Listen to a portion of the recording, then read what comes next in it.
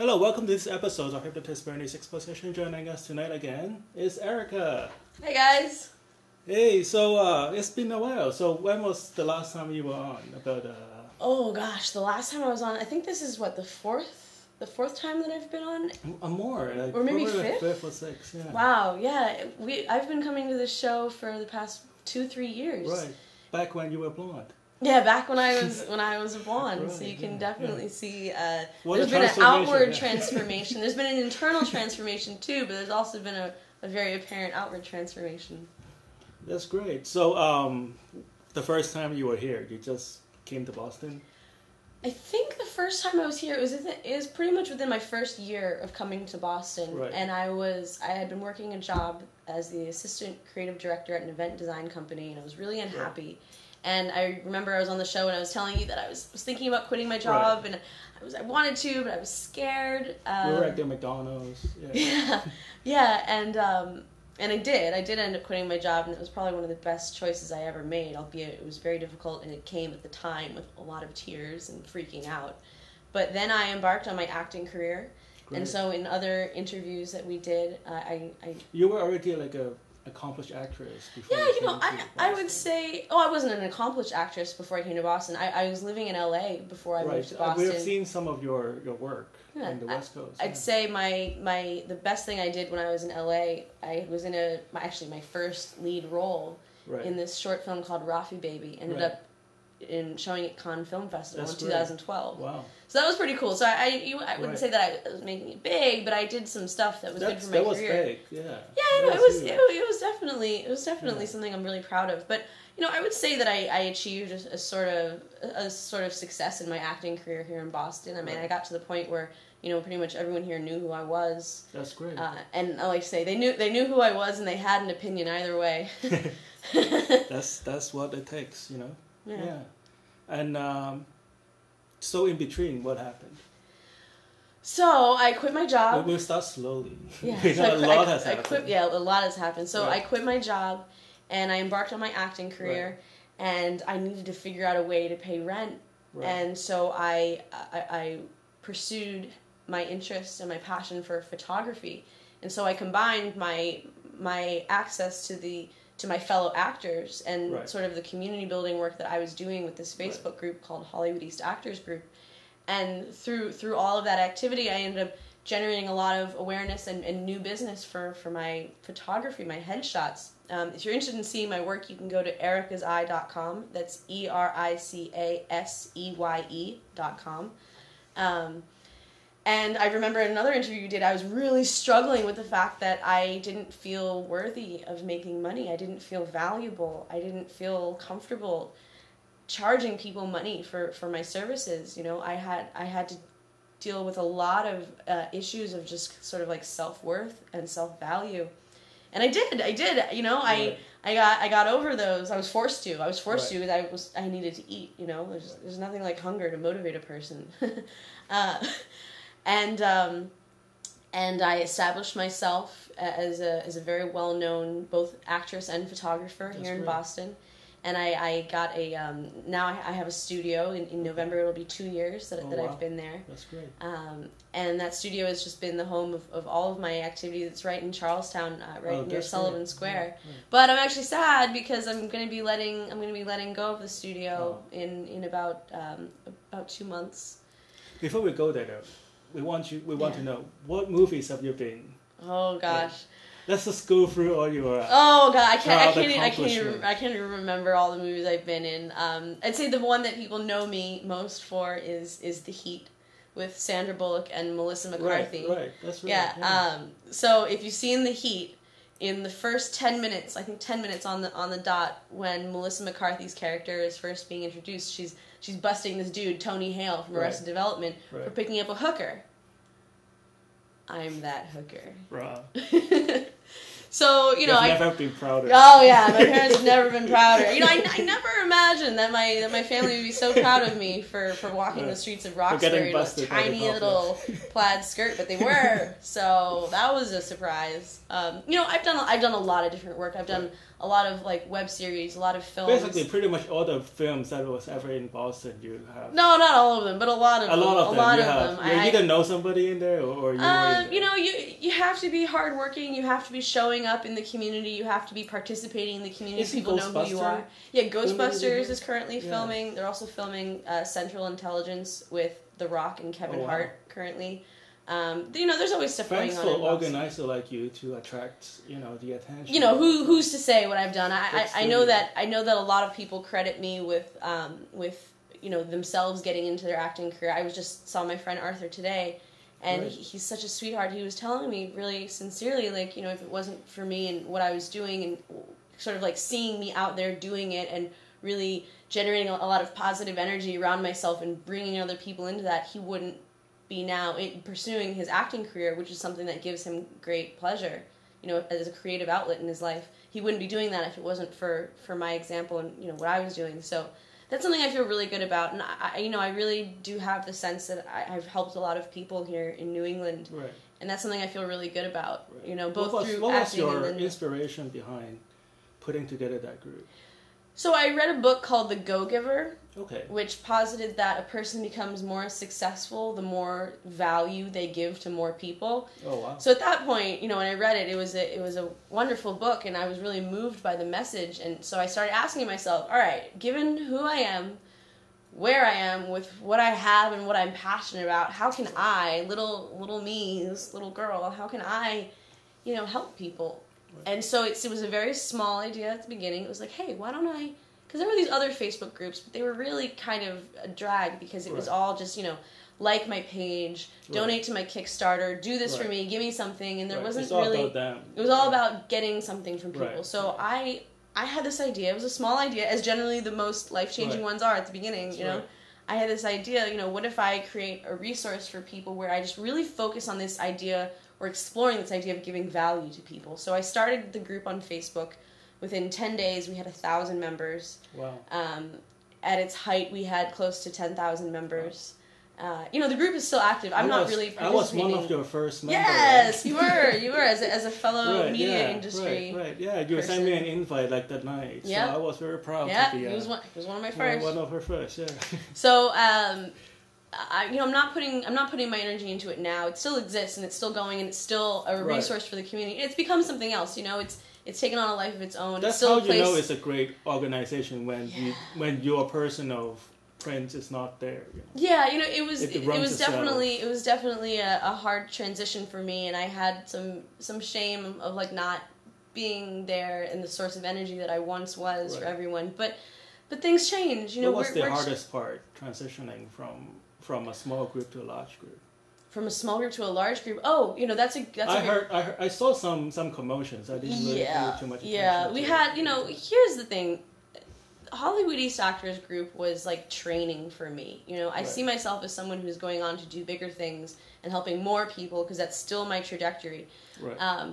So I think what I learned is that growth as a group, as a community, can really suck sometimes. It can be really hard because, you know, initially it's a small group of people who are really tight-knit and there's a lot of sort of like... Everybody knows each other. Everybody knows each other. There's a little bit more intimacy to it. And then when it gets to a bigger group, then, you know, it stopped being so sort of like personal, and there started being people who were not invested in the New England film community coming in and just sort of like plastering. And that was the problem at the beginning that I was trying to counter, was that it was just people just putting stuff out there without really being invested. The New Yorker, you know, they think they're better than us. Yeah.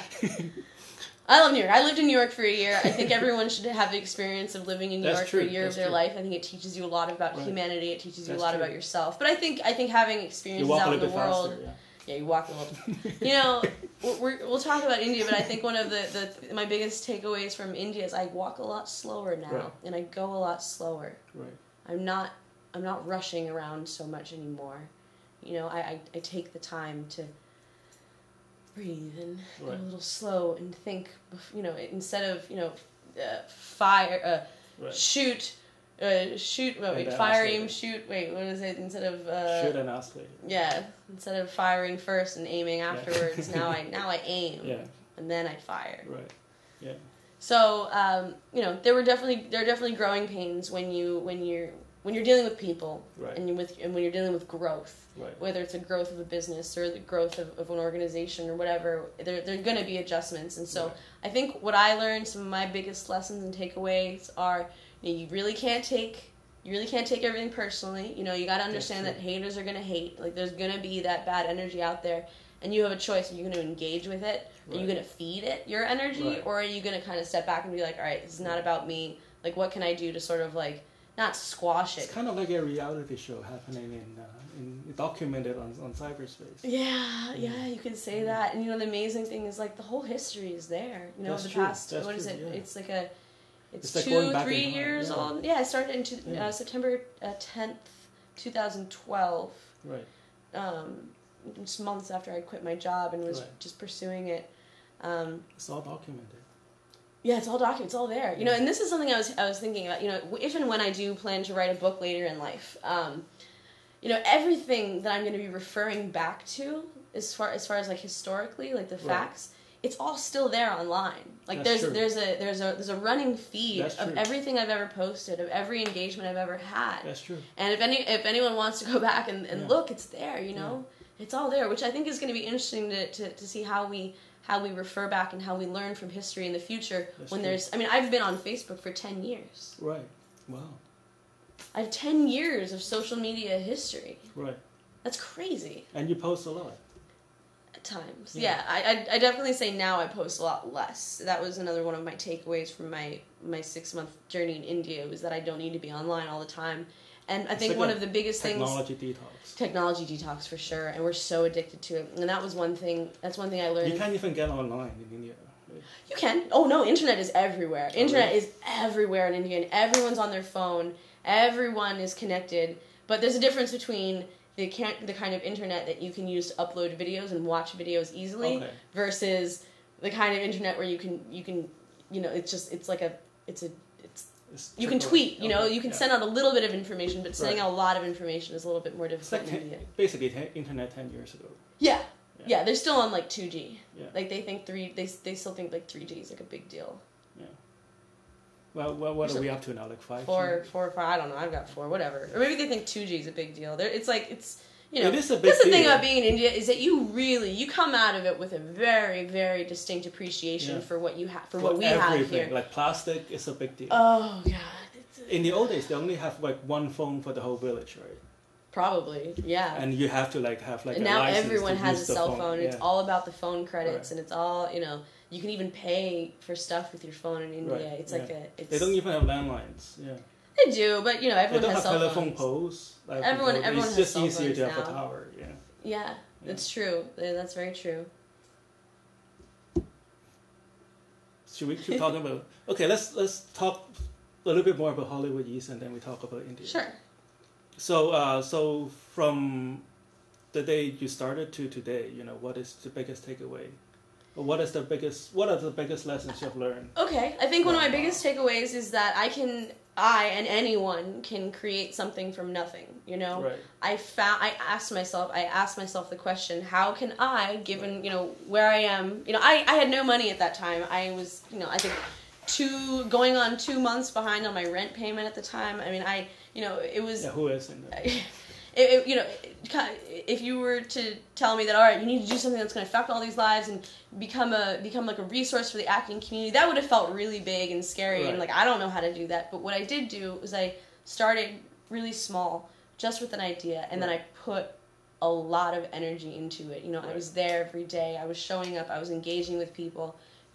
And it grew. And so I think one of my biggest... it grew into something really meaningful. Right. So I think one of my biggest takeaways is that I can grow anything I want as long as I put my energy into it, Another big takeaway is, never underestimate the power of getting people together in person. It's one thing to have an online community, but it's a whole other thing to get people offline and get them eyeball to eyeball, because that's, I think, where the real solid relationships. What were the first events that you run with the Facebook? Oh gosh, so I held a bunch of different events. And all this is just on Facebook, right? Like Yeah, you Facebook. don't have to spend a dime. I didn't spend any money. Well, I spent money on my events, and I spent money. Right, but like on technology part, you don't need to be a tech genius. Don't need to be a tech genius. You know, here's the thing: if people are using excuses like, you know, I don't know how, or like I've never done this before. Yeah. That's bullshit. Right. You know, those are just fears coming up and justifying themselves in whatever way they're gonna do it. I mean, I had nothing, and all I had was myself and my love and my energy. You know, and that's what I used. And when you started, you don't really have a lot of connections going into this. No, I mean, I started in acting in New England. It's not like you're a big shot agent. And no. Nobody. When I started, nobody knew who I was. By the time I ended, everybody knew who I was. Right. You know. I know who you were. Yeah, thanks. Well, you already knew who I was. You know, so I think what I learned is the power is when you shift your focus into really helping people and sort of just kind of surrendering to like, all right, how can I be a channel for something greater to work through me to help people? Right. That's a winning philosophy. That's true. If you're just asking yourself, all right, how can I make money? How can I make money? How can I make money? Right. That's not going to take you that's not a winning philosophy. It's a self-serving philosophy. And when you're just serving yourself, there's a very low ceiling where money you can will go. come. The money, here's the thing. This is what I learned is that when you focus on your passion, if you focus on serving people, if you focus on just putting that sort of good energy out there, you know, things are going to happen for you. It was the times in my life when I was most struggling and most worrying about money and just if you think you need money, that's when money stops coming. You know, here's the thing. When I decided that I was going to go to India for the 6-month trip that I went on, I didn't have the money to afford it at the time. Not at all. Okay. But when I made the decision, things started, you know, wheels and cogs in the universe started turning and things started happening, and then next thing I know, you know, my photography business is better than ever. Like things just, you know, my boyfriend at the time had a company, a photography company that took off, and I became the main photographer. Like these things that I could not have foreseen started happening in my life. And it's not because I was focusing on how can I make money. It was, all right, I'm going to India. I'm going to figure this out one way or the other. You know, if it kills me, but I'm willing to give up everything just to make this work. And then it worked. Everything just came together. So this is a preview of what we're going to talk about next. So I heard you took a trip to India. Yeah. So I went to, I was at the height of my career. I was at the height of my acting career. How long ago was this? I got back, it was a 6-month trip, and I got back almost 3 months ago now. So that's like 2014 too. Yeah, so I was there from I started my India trip on my 29th birthday. How did you get this idea though? We know you were a road traveler. Sure. But how come you pick India to go on? Oh God, you know, people ask me this. It's like, why India? And haven't you already been there before? Here's the thing. Yeah, I have. I lived in India as a child. Oh, yeah. From age about 5 years old to about 8 years old, I lived in New Delhi. Oh, nice. You know, so I've been going to India for a long time. You know, for over 20 years. You're home away from home. Yeah. So, you know, people ask me why India, and you've been there before. Why you're going back? And here's what I tell people: this is not a vacation destination for me. Right. There is something calling me to India. Like there's an energy that's like pulling me to India. I mean, it was so strong. The desire to go to India was so strong that it completely trumped everything else in my life. I gave up my apartment. I lost my relationship with my boyfriend, who I love very much. I still love very much. Great guy. Great guy. Ben's an amazing guy. Hey, Ben. Hey, Ben. You know, I turned my life upside down, and for what? It was not for a vacation. It was there was some greater force at play that needs me there. You know, so you know, it was the journey that I made, the 6-month journey. You know, it was not a walk in the park at all. You know, it was really challenging. It showed me my strengths and my weaknesses. Okay, tell us what happened. I don't think we had enough time. That's why we have a full hour to do. Yeah, so I'd say the abbreviated version is that I met many teachers in unexpected forms and in unexpected places. Okay, so what was the original plan though? You got off the plane.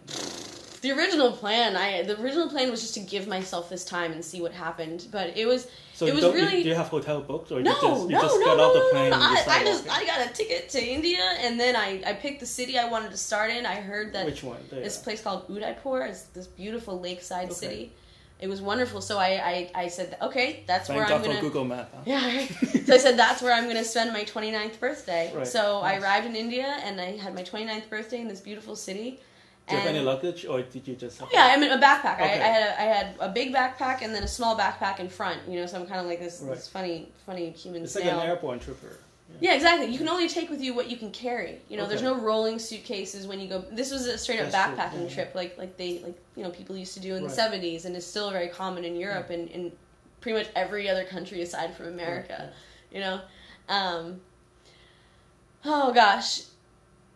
You know, this whole trip. So I went on the trip and I actually vlogged my whole way my way there. If you go on YouTube and you search Erica Derrickson, we'll put the link down put the here. link. Yeah. You can find my vlogs. I did 200 vlogs before I went to India, and then I did about 260-ish vlogs when I was there. Oh, yeah.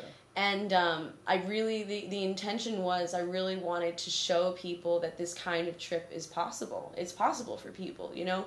You can go have an adventure. You can go have a life-changing journey. So, you know, what happened? It changed me. You know, I feel like I used to be more interested in I don't want to say in ego-driven things, but now I have a greater sense or greater search for meaning in my life that I didn't have. I could tell before. there's a difference in your energy. Yeah, and that's another thing I learned in India. I want to say what I learned in India. It's like about energy. Like, I am a source of energy. Right. I have energy. Like, I am energy, and I have energy, and I only have so much. You know, and I have to be really selective about who I give my energy to and what I put my energy into. Like I said with Hypnotize, you know, you can start with nothing and just put your energy into it, and it'll grow. Right. You know.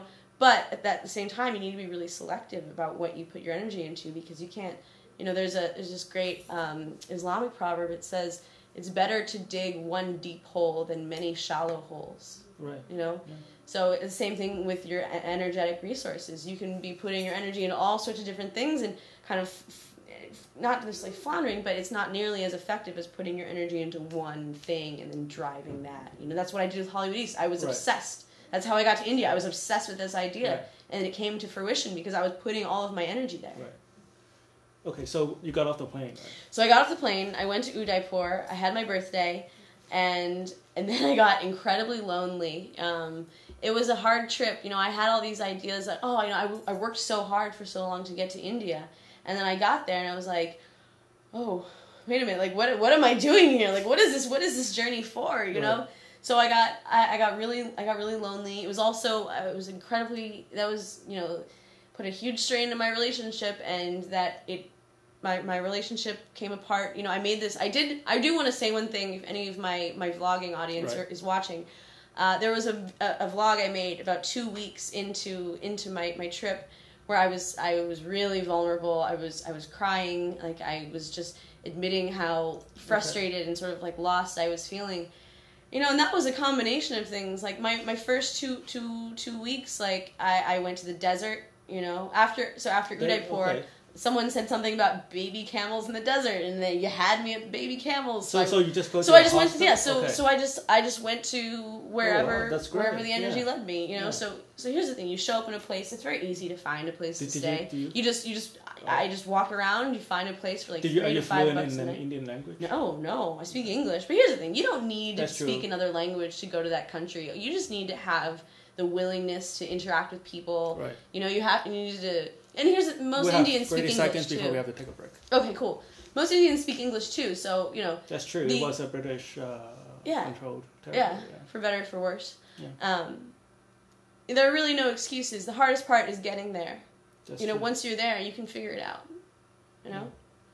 Of course they speak English. They are the one who answered my technical support. Yeah. I've actually met the guy. Yeah, they're great. From HP, yeah. So we have 15 seconds. So this is Hypnotist Bernie's Exposition.